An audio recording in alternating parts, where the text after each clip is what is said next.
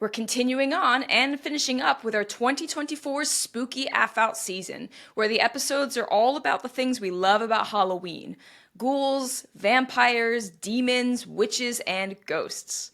And for those of you watching these episodes on YouTube, you've gotten a spooky episode every week this season, so make sure you check all the rest of those out. Now, one of the specters that many associate with Halloween is the Headless Horseman, which for many is the one who rides around the graveyard and village of Sleepy Hollow. In 1820, Washington Irving wrote The Legend of Sleepy Hollow, which was a short story that inspired the now famous story of a decapitated ghostly rider haunting the small New York town. The story's been turned into a whole bunch of movies. The two that come to mind first for me are the 1949 Disney animated short, and then the Tim Burton directed film that came out in 1999 just called Sleepy Hollow. But there have been a bunch more, and TV series and all sorts. And don't even get me started on other forms of media, like video games. My brain instantly goes to the fourth chapter of King's Quest VII, which was a great Sierra game from my childhood, but the character's been in Skyrim, he's been in some Assassin's Creed games, and even WoW, among other games, right? He's everywhere.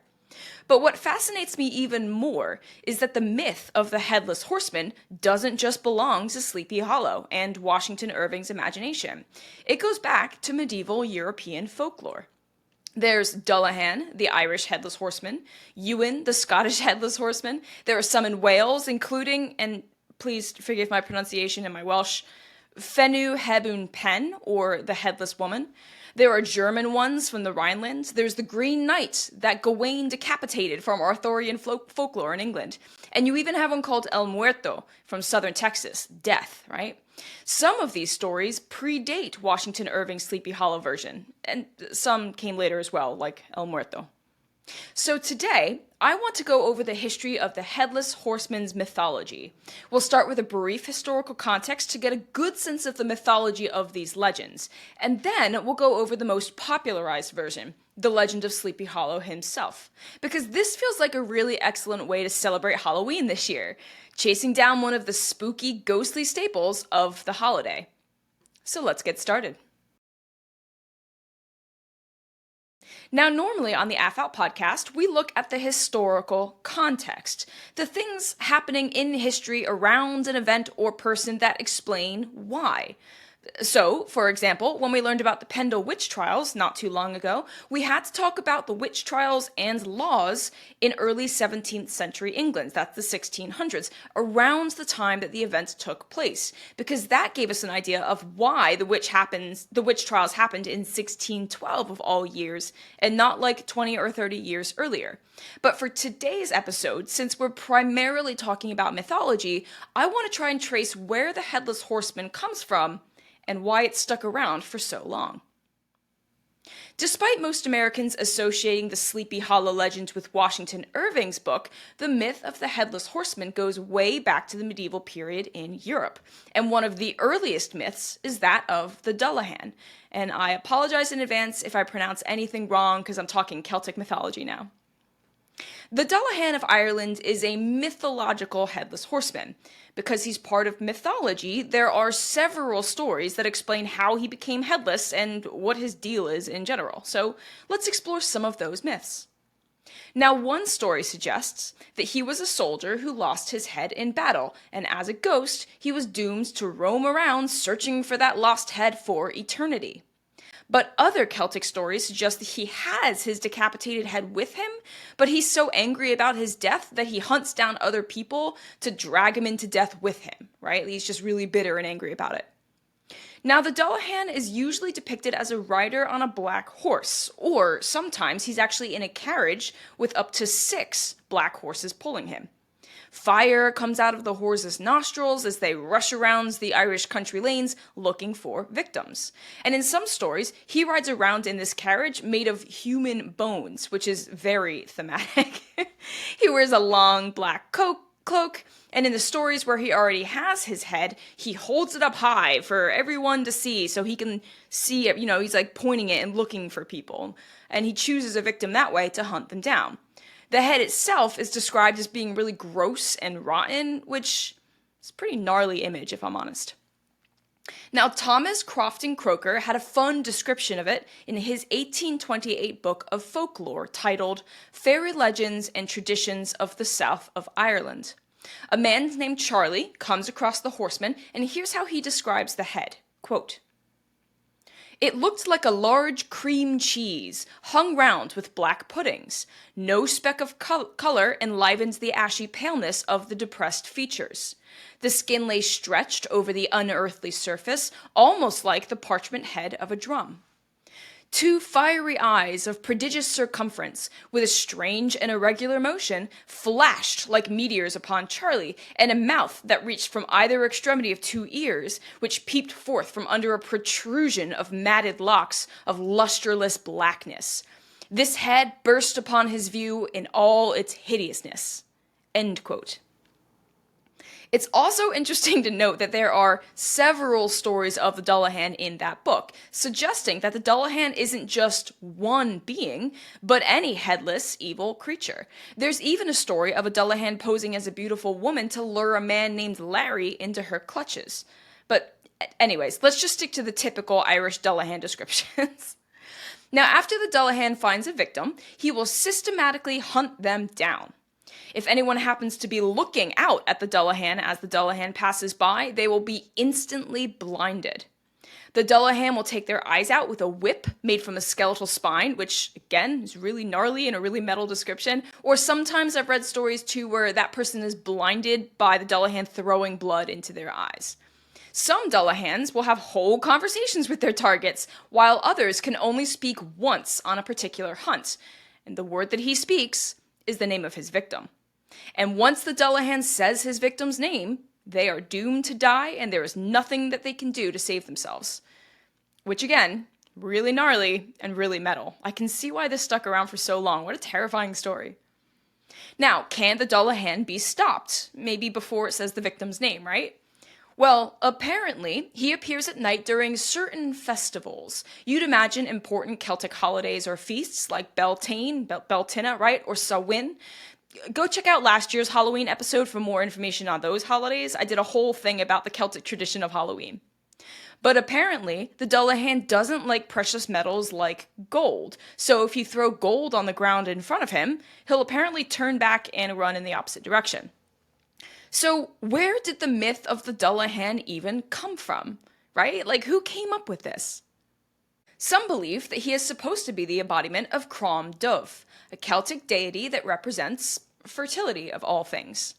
The story goes that King Tyrnus, back when Ireland was still firmly Celtic, worshipped Crom Dubh, who demanded yearly human sacrifices in the form of decapitation. So when Christianity swept over Ireland and the human sacrifices stopped, because Catholic Church was like, nope, we don't do that. Crom Dubh then took the form of the Dullahan to collect the heads and souls he wanted himself, which helps explain why the legend survived beyond the days of the Celtic world pre-Catholicism. And in fact, the Headless Horseman as a supernatural entity was used as an explainer for otherwise unexplainable deaths. Croker notes in his book that, quote, "Places where any fatal accident has occurred, or any murder has been committed, are seldom without a supernatural tale of terror, in which the headless coach and horses perform their part." End quote. And this helps explain why the Headless Horseman has stuck around for a while, evidenced by the dozens of iterations of the story that we've had, and the most famous, at least in my opinion, being the Headless Horseman of Sleepy Hollow. So where did Washington Irving get his idea then? Now, according to Hudson Valley historian Elizabeth Bradley, Irving may have gotten the idea for his horseman from Sir Walter Scott, who wrote The Chase in 1796, which was a translation of a German poem called The Wild Huntsman, which was based on Norse mythology. So this myth is all over the place. Bradley notes that, quote, "Irving had just met and become friends with Scott in 1817, so it's very likely he was influenced by his new mentor's work. The poem is about a wicked hunter who is doomed to be hunted forever by the devil and the dogs of hell as punishment for his crimes." End quote. But according to the New York Historical Society, Irving may have just been inspired by a Hessian soldier who had his head blown off by a cannonball during the Battle of White Plains in October 1776 during the American Revolutionary War. The Hessians were German soldiers who supported and fought for the British troops in the American Revolutionary War. And in fact, they fought in a bunch of wars for European powers, not even just the Brits, in the 18th century. So they did have a lot of experience fighting. And if you're wondering, they're called Hessians because most of the Germans, I think it was like 65% or something like that, most of the Germans who fought in this band of troops came from either Hesse Castle or Hesse Hanau. Sorry, I absolutely butchered those German words. My bad. But anyway, Hesse, right? Hessians. But anyways, regardless of where Irving got his inspiration, he wrote the short story The Legend of Sleepy Hollow in 1820, largely considered to be America's first fictional ghost story, the first one written down anyway. And because the Hessian it's probably based on died around Halloween, the larger myth of the Headless Horseman of Sleepy Hollow has become a Halloween staple.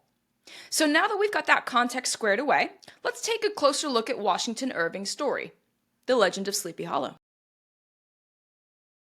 Irving's story takes place in a small village called Sleepy Hollow, of course, tucked away in a glen north of the larger Dutch settlement of Tarrytown. The protagonist is Ichabod Crane, a schoolteacher who moves to town and falls in love with Katrina von Tassel, the daughter of a wealthy farmer. And I just have to quote how Washington Irving describes Ichabod Crane because it's ridiculous and he spends way too much time on it. Quote, "He was tall, but exceedingly lank, with narrow shoulders and long arms and legs, hands that dangled a mile out of his sleeves, feet that might have served for shovels, and his whole frame must loosely hang together. His head was small and flat at the top, with huge ears, large green glassy eyes, and a long snipe nose, so that it looked like a weathercock perched upon his spindle neck to tell which way the wind blew. To see him striding along the profile of a hill on a windy day, with his clothes bagging and fluttering about him, one might have mistaken him for the genius of famine descending upon earth, or some scarecrow eloped from a cornfield." End quote. And his description of the sad-looking schoolhouse wasn't much kinder. I just want to know why Irving hated his main character so much. What a rough description. And I'd say the Disney adaptation, by the way, nailed that. The Disney adaptation looked exactly like what Washington Irving described. The 1999 version of Sleepy Hollow was directed by Tim Burton and starred Johnny Depp as Ichabod Crane, Christina Ricci as his love interest Katrina von Tassel, and get this, Christopher Walken as the Headless Horseman, which is amazing. Look at these teeth. I remember liking it a lot as a kid, enough to buy the DVD, in fact. And upon a rewatch for this podcast, I still liked it, but it is very different from the source material. Ichabod Crane is a constable who's obsessed with new technologies, new for the time, of course. Now they're just kind of weird Tim Burton-y looking things. But he's supposed to be a teacher, right? So that was weird. The whole plot is completely different. I don't even have the time to get into that. This isn't History Buffs. The movie is totally different from its source material. But honestly, I don't even mind it that much. It's Tim Burton doing his thing. And from a visual standpoint, it was gorgeous and it was gothic the way that many Tim Burton films are. But my bigger point here is that Johnny Depp was not made to look like the OG Ichabod Crane. And the film doesn't really make the book come alive, so to speak. But anyways, to summarize the original story super briefly, because you don't need to know all of the relationships and characters and subplots and stuff, Ichabod attends a party one night at Katrina's family's homestead. His rival, Brom Bones Van Brunt, that's actually kind of hard to say quickly, and yes, his name was Brom Bones, tries to scare Ichabod with the story of the Headless Horseman, and he recounts the story of the decapitated Hessian soldier. According to Brom, the horseman is buried in the local graveyard and rises from the grave every night looking for his missing head. And for some weird supernatural reason, so plot, he's unable to cross the wooden-covered bridge that crosses the stream nearby the graveyard, which is why people in town, safely in their homes at night, don't usually see him. So, again, totally different from the 1999 Sleepy Hollow. Now, at the same party, Ichabod proposes to Katrina, but she rejects him. She also kind of likes Brom Bones. It's a whole love triangle. Not important. So, heartbroken, Ichabod borrows a horse and leaves the party, and of course he rides through the graveyard on his way. Now, because plot, Ichabod runs into the horseman who chases him down. Crane is near the bridge, but just before he can safely escape, the horseman throws his severed head at Ichabod, who is knocked off his horse. The next day, the horse is found back at the Von Tassel homestead, but there's no sign of Ichabod Crane. The only evidence left behind is Ichabod's hat near the bridge, and a smashed pumpkin next to it. Is that where the band got its name from? Probably not. Probably not. Now, Katrina ends up marrying his rival, Brom Bones, and Ichabod is never heard from again. So, again, if you've only seen the Tim Burton one, it's a completely different story, right? But what's cool about this original story is that Washington Irving left the ending open to interpretation. Is Ichabod alive? Is he dead? There's even a hint that the horseman isn't real, and it was just Brom Bones in disguise trying to get rid of Ichabod Crane so that he could win Katrina's affections without a rival. The severed head might have just been a jack-o'-lantern that Brom chucked at Ichabod, but that's what makes it a good story, right? It allows the reader to come up with their own interpretations, which means they'll be talking about it with their friends and it will stay relevant. And by the way, it's only like 90 pages, so it's not even that long. And it was clearly very successful because now the tourism industry in Sleepy Hollow just eats up at Halloween time, and ghost story fans are flocking to the village, and it's like a whole thing. And here I am, writing an episode about it. Not to mention all the movies and the video games and books and just all the TV shows, right? All the things. And even if the legend sometimes gets retold, isn't that just the beauty of mythology?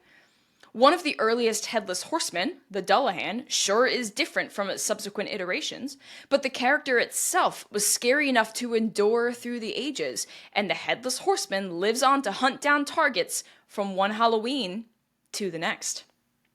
Thank you for joining me for this episode of A Popular History of Unpopular Things. My name is Kelly Beard, and I hope you've enjoyed the story of the Headless Horseman. Thank you for supporting my podcast, and if you haven't already checked out my other episodes, go have a listen. You can also support me and the show on Patreon. Just look up A Popular History of Unpopular Things, subscribe to AF-Out on YouTube, and check out my editor's music. You can find him everywhere as Nedrick. Links are in the description for all of those things. Be sure to follow my podcast, available wherever you listen, so you know when new episodes are dropped. And stay tuned to get a popular history of unpopular things.